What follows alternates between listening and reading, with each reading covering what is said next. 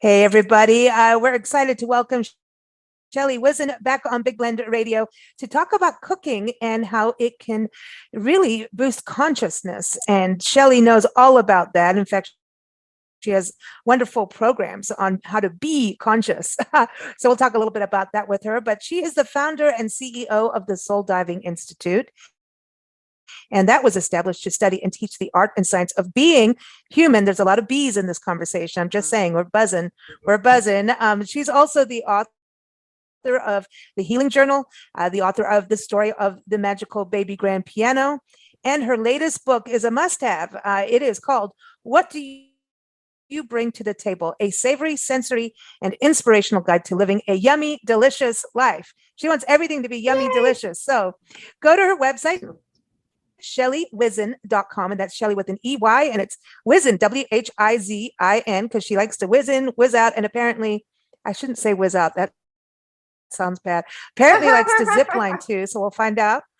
And also go to her book website is what do you bring to the table.com, book.com. So welcome, Shelley. How are you?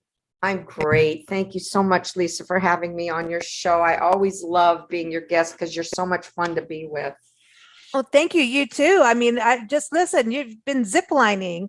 So yeah. I'm digging this. In fact, we're recording this while you're in Mexico having fun. So do you have to be conscious when you're ziplining? Yes. I know we got to talk cooking, but let's talk about ziplining because that's pretty darn cool. Yes, it just goes to show you need to be conscious in all aspects of your life, whether you're inside or outside or whatever the heck you're doing, because you want to, when you're ziplining, you want to hold on. You just want to zoom through the wind. One of the zip lines was like 65 miles per hour. It was fast. It was really fast. Are you kidding me? No, it was so fast. That's yeah. Wow. Yeah. What did you see? I mean, what was below you? Trees, a lot of trees, a lot of plants, some palm trees, more foresty trees. And just a lot of everything. And then the view, you had the ocean. So you were ziplining down a mountain, but then you had the ocean that you're looking at the whole entire time. So yeah, it was just amazing. Yeah. That is really cool. And it's out in nature and having a family time. And that really brings me to your book, What Do You Bring to the Table? I think this is such a cool conversation to have because cooking and consciousness really do go hand in hand. And that's really that's a big, main focus of your book. It's not just here's some recipes, have fun, go cook. Your book is about having a yummy, delicious life, and you've put it all together. And it's how we first met you too, is with your book. And now you're doing these being conscious programs. And the next one starts April 28th, everybody. But you're doing a lot of them. But we're real close to April 28th. So go to ShelleyWhizin.com. But let's start talking about cooking. Has that been part of your life and journey of learning consciousness and what it's like to, be human? Yes, being human, we all need to eat. So that's one thing that we cannot live without is food.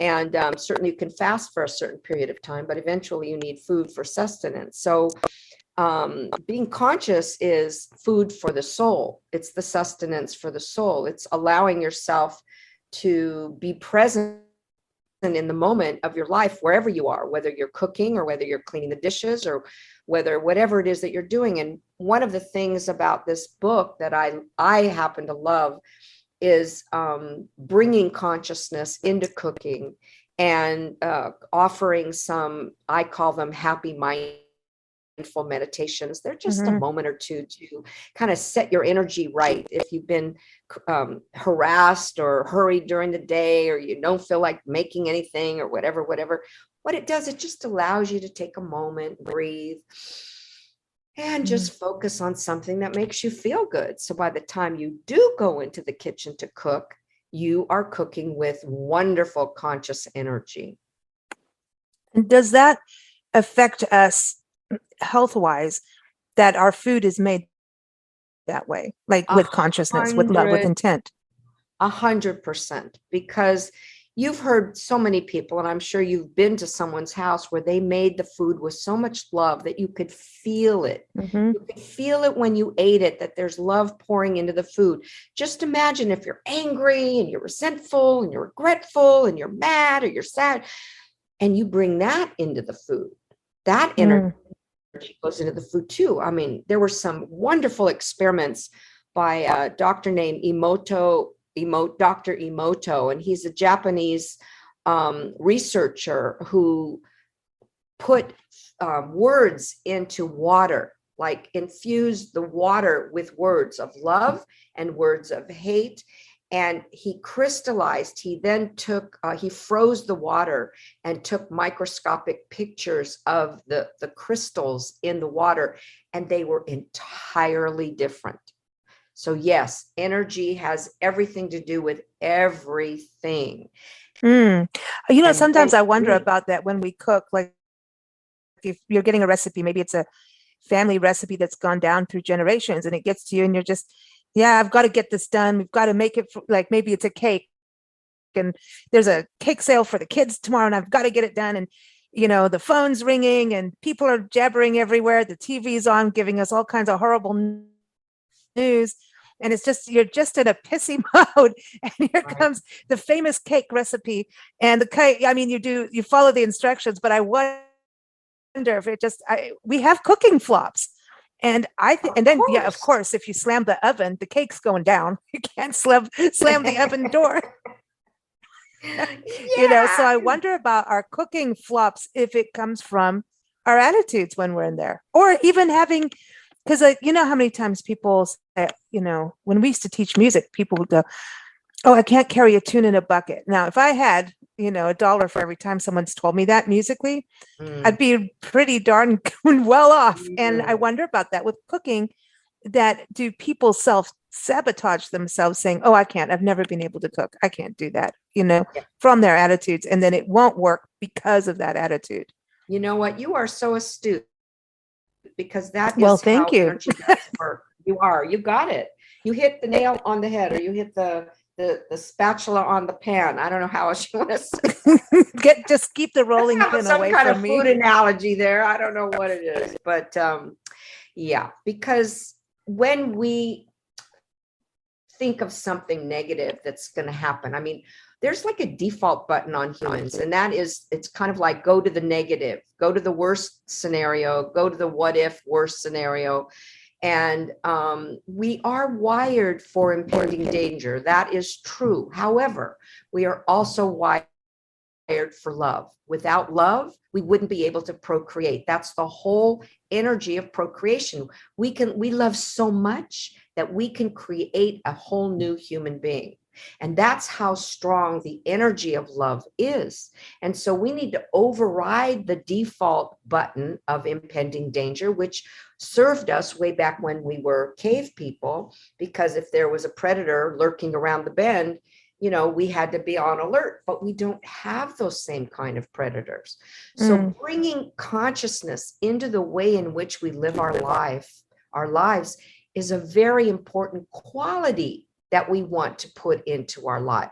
When we're conscious, we are aware. We're like an observer of our own self, and we're aware of what we're doing. And when we're aware of what we're doing and we are thinking down a stream that makes us feel bad, then we can actually stop it. It's called a pattern interrupt. We pull it back and we recalibrate. So the book is about life lessons, how to recalibrate, and yummy, delicious recipes to live. You like to say that, yummy, delicious. I do. I do. Is that your favorite saying? It Yummy, is. delicious. Yummy, delicious, because I dare anybody to say those two words together and not feel better about whatever. You cannot feel not good when you say yummy, delicious in your mouth. That's true. Yeah. And now I want cake with frosting, buttercream.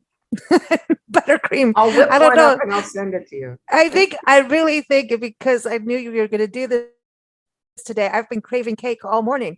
I don't know what is that. It's and then I looked down and it was 11:11 and I thought, okay, the gods are telling me you can eat cake, Lisa. It's okay. I like those whisperings that you hear. I like those. Yeah, yeah. What is that with the 11:11 thing where The you keep getting 1111, that? from what I Isn't that understand, I'm not wild? an expert in it, but it's a portal. It's an opening into the cosmic realm.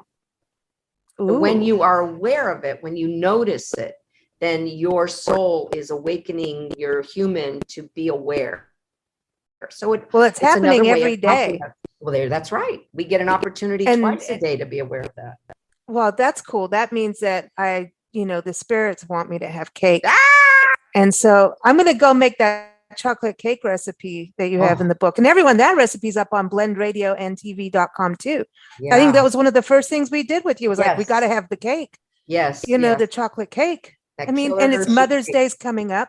This Yes. is a good time to start practicing cooking for Yes. mamas. You Yes. know, you got to Yes. cook for the mamas. I Yeah. made Nancy a brunch the other morning Oh, and what it did you make worked. I her? didn't burn it.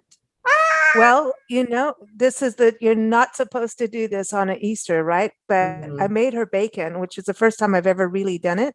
Oh. And it came out really good. And Mhm. I made, okay, this is odd, but so I have a new thing of roasting vegetables and potatoes. And then I somehow managed to make roast potato, like little potatoes, like those, Mhm. the ones from Melissa's Produce, Yeah. right? Yeah. You get Yes. those. Mhm. And then those nice little gemstones and the little, peewees, because it's fun. They've got fun names too. And then we Mhm. put onion and really Mhm. a lot of garlic. And I did put carrots. So we did have carrots for breakfast Oh. and a lot of carrot. So I made like this seasoning of Italian and Indian because we Mm. had to use curry because Mhm. it's good. But Mhm. anyway, it came out and the carrots were sweet. So Mm. there's like these earthy flavors and you've got the turmeric and the curry and Mm. the carrots brought in the sweetness, and then the roasted garlic, right? So everything was good. So we had that. And so it was the leftovers I fried up with the bacon and Mm. an egg, and the egg came out and it was and toasted olive bread. So it was and champagne. Oh my So that was God. pretty. Now I you're know I could making run a greasy me spoon hungry. now. Now It I'm was hungry good. for bacon and all that stuff you just mentioned. You need to go, and we had lots of garden walks because that was, we didn't eat too big of portions, but it was Uh-huh. it was kind of comfort food, and that's Oh yeah. okay to do once Yes. in a while. Yes. I feel Absolutely. like if you have curry on things and turmeric, you're not going to put on weight. So I was very conscious of that. But Uh-huh. but that's, I love this time about, where our attitudes can take us, Yeah. because I think that's one of the really cool parts of your programs. I was reading through, what you're doing and who the programs attract. And there's a lot of trauma Mm. going on in the world. And I know we've talked about this on shows before, but people dealing with negative issues from their past and Mhm. kind of, it's like, oh, people say just get over it. Well, you can actually, if you want to.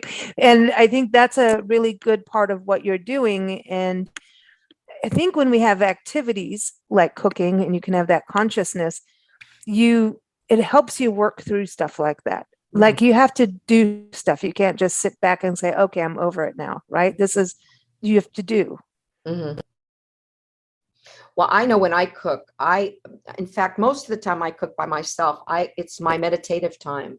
I love chopping up. I love putting together. I put them in different bowls. I love the whole nature of cooking, preparing food that somebody grew somewhere, and we get to have it. We didn't have to schlep it to our kitchens. We have to walk it 2 miles.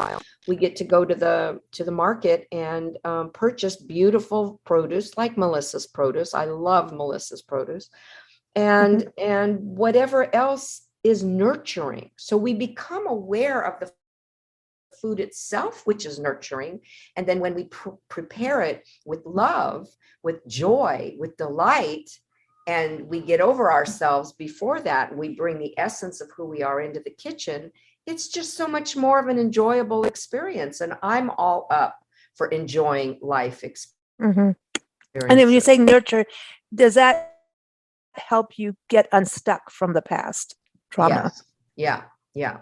I mean, the book, I have some analogies in the book or metaphors, but one of the analogies is let's say that there's feelings or trauma or angry experiences that you've had that were traumatizing, but they're stuck on the bottom. It's like when you make a stew and you cook it a little too high and you don't stir it enough, it starts getting stuck on the bottom. So you have to scrape it off so it comes to the surface so that you can actually deal with it. It's the same with emotions, feelings, experiences.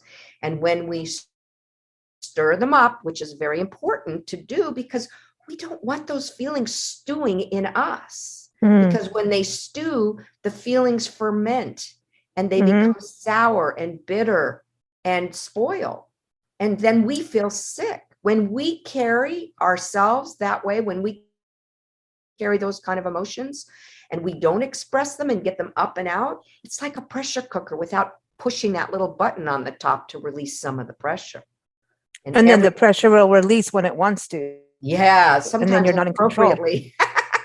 Oh, really? I've never had that happen. But it's true that then you're not in control of it. And we can have control over what we do, say, our emotions. Yeah. Sometimes, we just really forget it if we're not conscious. And then hell happens, like, oh yeah, here it goes. And no, this is airing on a Sunday, better not say that. But you know what I mean? It's then things are happening to us instead of, and we're involved in it, but we're, just kind of being the vessel of it instead of taking control and steering the ship, or the beater, if you're going to make icing for my cake. Right. That's right. Exactly. Yeah. But what happens is we become victims of our own thinking and our own beliefs. I had a client who said to me, Shelley, I did not even know that I could change a belief. I mean, how many of us walk around thinking our beliefs are true? I'm not good enough. I'm not this enough. I'm not that. I'm not this. I can't this. I can't that.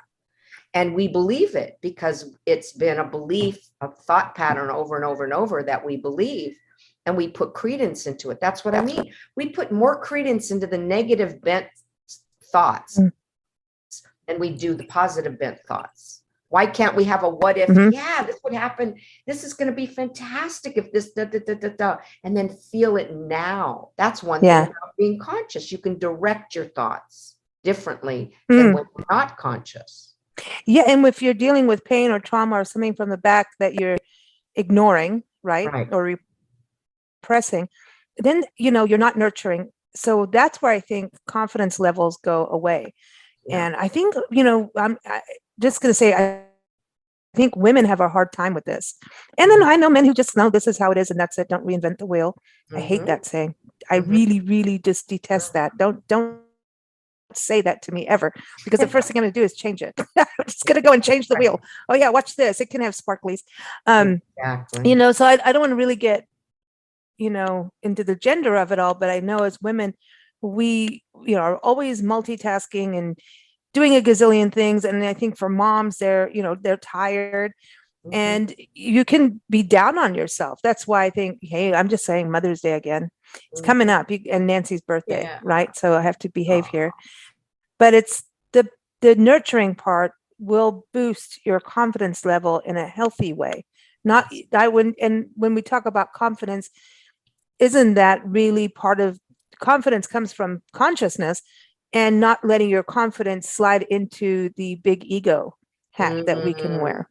Ooh, that's a good one. Look at you, Miss Astute. I've been reading your books. I've been watching your group on Facebook. Everybody, amazing. Shelley's got a cool group that people can join that, right? Yeah. Okay, cool. Yeah, definitely. So, yes, that's exactly right. When we're conscious, we are able to, as I said, become the observer.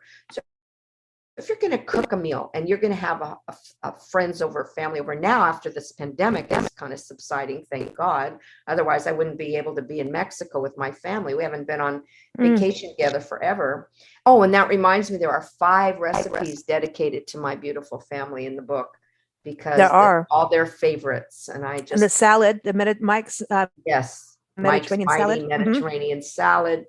and he's an athlete. He used to be a pro baseball player, so he's very health conscious, and the kids are health conscious, and but they also like sweets. My grandson loves chocolate, so I've got a recipe in there, the chocolate recipe, and also the chocolate chip banana muffins. And he loves that. He loves those. And my granddaughter loves avocado toast, so I've got a recipe in there. My other granddaughter loves fruit salad, so we got a recipe in there for fruit salad. And my daughter is the cheese queen. She loves to make cheese platters. She's like a cheese platter expert. So there's a whole thing of what you can put on a cheese platter and how to put it and what to put first. And so those kind of things are fun in the book as well. And you get so many life lessons. Yeah, exactly. And now I'm hungry again. And me See, too. I know, cheese platter, you had me there, man. That's because there's a balance with that, right? Yeah.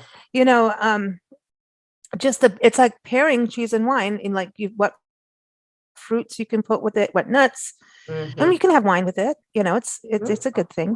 Yeah. So yeah, I mean, but that's a form of creativity too. I think that's the other thing about consciousness is it boosts creativity.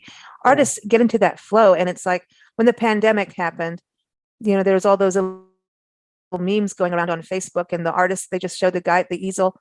It's before the pandemic, during the pandemic, the second year of the pandemic, and it's the same picture of the artist because they're in the zone of creativity. Right. And you just, that's how things are done. Like sports, you're talking about Mike, being a professional sports person, an athlete, the way to win is to be in your zone, which is the ultimate of consciousness, Totally. So that's exactly right. Very cool.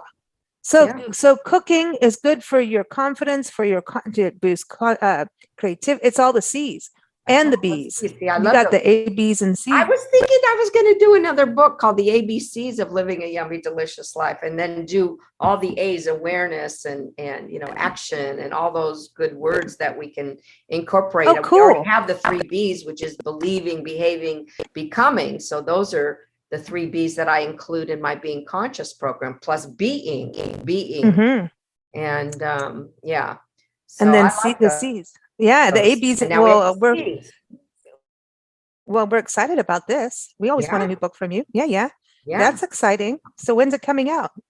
Well, that's a good question. I wanted to mention about the pandemic because and this is going to sound very strange, if it wasn't for the pandemic, I probably would not have written that book at that time because I'm a hands-on grandmother.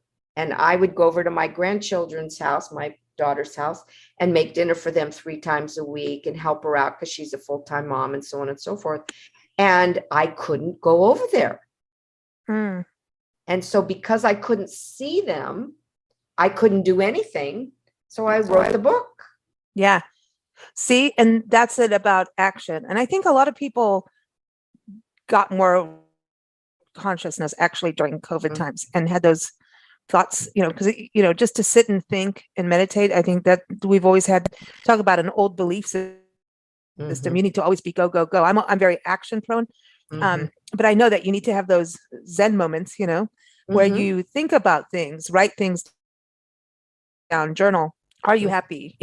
Instead of forgetting all those feelings, because we don't check in enough, especially if life can, you forget to check in. I remember Benjamin Franklin, those daytimers. Years ago, I went to a conference and they were talking about Benjamin Franklin. We all had those daytimers, and they were talking about, restless sleep, the next day, and the way to get past through everything was at the end of the day, those daytimers. I mean, you actually handwrite things. I mean, I don't know if people do that anymore. I do. You write down at the end of the day kind of a caption of what happened that day. What went well, what didn't, what needs to be improved on. And then you write what you're doing the next day. You prioritize things. So you're settled. You know what happened, what needs to happen, and you've written it down. So you've taken that action step. So your body knows what you're doing. It's kind of like programming your brain. And, if you're upset about something, write about it. And then there's always a silver lining to everything. Everything that's negative has a positive. I don't care how bad it is. There's always a positive. Mhm. And I think you're right. Like what you said about COVID, there's always a positive. Mhm. If you screw up in the kitchen, make something out of it. It's fun, you Mhm. know? Like who knew we'd have, curried potatoes for breakfast? Right. Right. Well, it sounds Yeah. very Asian, that kind of thing. So yeah, that's a fun thing to do. Why the heck not? When I was in China in 1982, while it was still communistic, we had peanuts for breakfast. Oh, cool. You could I've done literally, that a every lot. culture has a different kind of food for breakfast too. And It's it's not cool. always eggs and bacon or pancakes. No, So, actually, we don't do eggs and bacon and potatoes that often. It's mhm. really, that's a rare kind of deal. Like Yeah. peanuts are actually a big thing because we're on the road a lot and I'm allergic to tree nuts. So we eat a lot of peanuts on the road Mhm. because that is protein, sustenance, and we can all eat it and we like them. Yeah. They're Can good. you eat It's sunflower better than, seeds? Oh, yes, good. yes. Good. And pepitas. Oh, good. Oh, good. Yeah. Just In not. fact, that olive bread had pepitas in it. That sounds Mm. delicious. There's nothing like olive bread, Oh, man. I I'm love olive bread. telling Yeah. you, it's always okay. This is really a dangerous conversation. Let's go, let's get off and go eat. I know. I love it. I love it. So you've got your program coming up, and I want to tell everybody the Being Conscious One-on-One, a 101 program. Get Mhm. on Shelley's Highway 101. You can Yeah, buzz into exactly. her program. All So right. it's 4 weeks, and the details are all up on ShelleyWhizin.com. And there's also /BC, all in lowercase, 101 register. You can do that too. Or just go to ShelleyWhizin.com and connect with her on social media as well. Get in her group. It's fun and always uplifting. We see her face up there giving us some kind of yummy, delicious nugget. How about that? Or nougat. A nougat. Ooh, see, I'm gonna use that accent next time. I have a nougat Nougat. for you. I've got a nougat for you. Who wants a A nougat? nougat. Who wants a nougat? Anybody want a nougat? You've got to be careful with that. In Zulu, I used to speak that when I was a kid Uh-huh. in South Africa. Right. So you know what nougat means. No, what does it mean? So Uh-oh. stink, like a Uh-oh. smell. So Oh no. so if Oh, you go around, you say "Wena nuga," that is you stink. oh It's one of those. I no. don't remember how to speak the language except for that. Oh my God, I better be careful. That's Nugget. funny. Well, That that's a really happens. nice way to end this conversation. Yes. Nougat, but nougat. I never pronounce that right. Nougat, like ooh, it's really good. That's like good for the Uh, holidays, man. That's some yeah. Yeah. sweetness. That's always good. But Yes. yeah, everyone, ShelleyWhizin.com. This is a 4-week program, right? Yep. Yeah. 4 weeks. You got meditations, training videos, Yeah. recordings, ebooks, all, and a consultation. So you get to chat with Yeah. Yeah. Shelley. I Yeah. mean, yeah, they're gonna like that. That's gonna be fun. Yeah. So all kinds of good stuff. So check it out. And thank you so much, Shelley. It's always a Thank you. pleasure. Thank you. And have Always a pleasure with you. And please tell your mom I said hello. Happy birthday coming up and happy Mother's Day coming up. I'm sure we'll talk before then, but you never yeah, know. happy So Mother's just, Day. yes, happy Mother's Day to everybody. All right, Shelley, have fun and enjoy the zip lining out there in Mexico and Thank your you. family. And Thank happy you so Mommy's much. Day. Thank you. Thank you.